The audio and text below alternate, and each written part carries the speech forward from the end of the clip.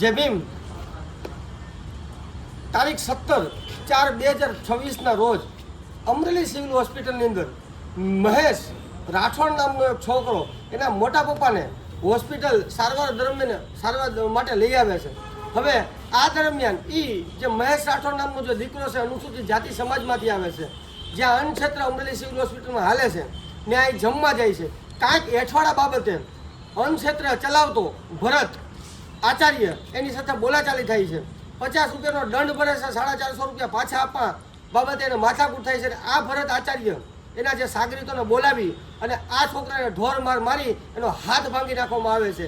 આ બાબતે મહેશ રાઠોડ નામનો જે દીકરો છે એ અમરેલી સિવિલ હોસ્પિટલમાં દાખલ થાય છે, એમએલસી થાય છે અને એટ્રોસિટી એક્ટ મુજબ ગુનો દાખલ થાય છે. ત્યારબાદ 2 દિવસથી છોકરો દાખલ થાય છે અને ત્રીજા દિવસે એટલે કે કાલ રાત્રે એ છોકરો એક્સપાયર થઈ જાય છે.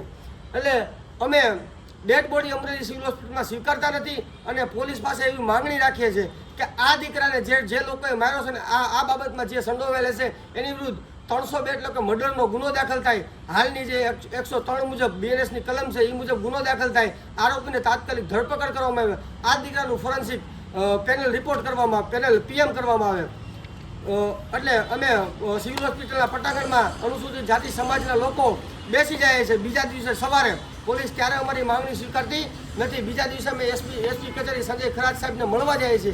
ખરાજ સાહેબ અમને બાહેંધી આપે છે કે અમે કોર્ટની અંદર એવો રિપોર્ટ કરીએ છીએ કે આ જે છોકરો મરણ પામ્યો છે એ આ લોકોના મારવાના કારણે આ છોકરો મૃત્યુ પામ્યો છે, એટલે કે મર્ડર થયું છે. અમે કોર્ટને રિપોર્ટ કરીએ છીએ.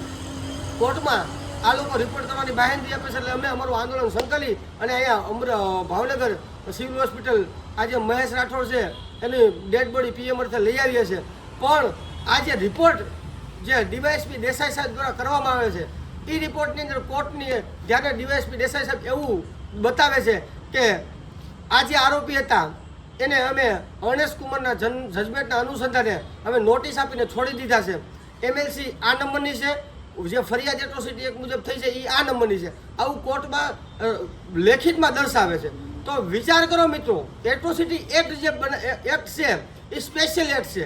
એટ્રોસિટીની અંદર એવી કોઈ જોગવાઈ નથી કે આરોપીને નોટિસ આપી તમે છોડી શકો. આ જે દીકરો છે એ અમરેલી સિવિલ હોસ્પિટલમાં એડમિટ છે. આ પોલીસે એ જે આરોપી છે એને કયા કારણોસર છાવર્યા છે, કયા કારણોસર એને નોટિસ આપીને છોડી દીધા છે.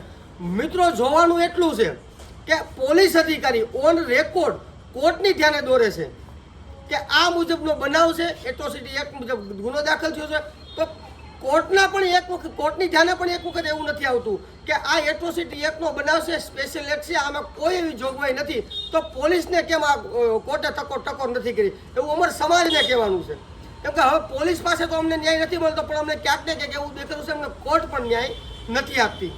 હાલ જે પોલીસે કોર્ટને રિપોર્ટ કર્યો એની એવું ક્યાંય એવું નથી આવ્યું કે આ અમે 103ની કલમનો ઉમેરો કરી અને આ દીકરાને ન્યાય આપીએ છીએ. હા, મેં કોર્ટ આવું ગંભીર બાબત છે, ડેડ બોડી પડી છે, લાશ રજળે છે, અનુસૂચિત જાતિ સમાજના લોકો આંદોલન કરે છે, છતાં કોર્ટ તારીખ નાખે છે 24 તારીખની. એવું મારે એસપી સાહેબ વાત થઈ છે.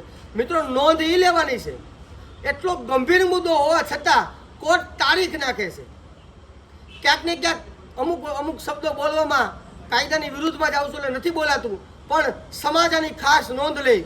અમે હાલ જે દીકરાના પપ્પા છે પ્રેમજીભાઈ અને અમે સમાજના લોકોએ એવો નિર્ણય લીધો છે, હાલ પીએમ થઈ ગયું છે, અમે ડેડ બોડી સ્વીકારવા નથી જ્યાં સુધી આ આરોપીને પકડવામાં ન આવે અને આની વિરુદ્ધ 302નો ગુનો દાખલ કરવામાં ન આવે ત્યાં સુધી અમે અમરેલી સિવિલ હોસ્પિટલના પટાંગણમાં ઉપવાસ આંદોલન ચાલુ કરીએ છીએ. અત્યારે અમે ભાવનગરથી નીકળીએ છીએ.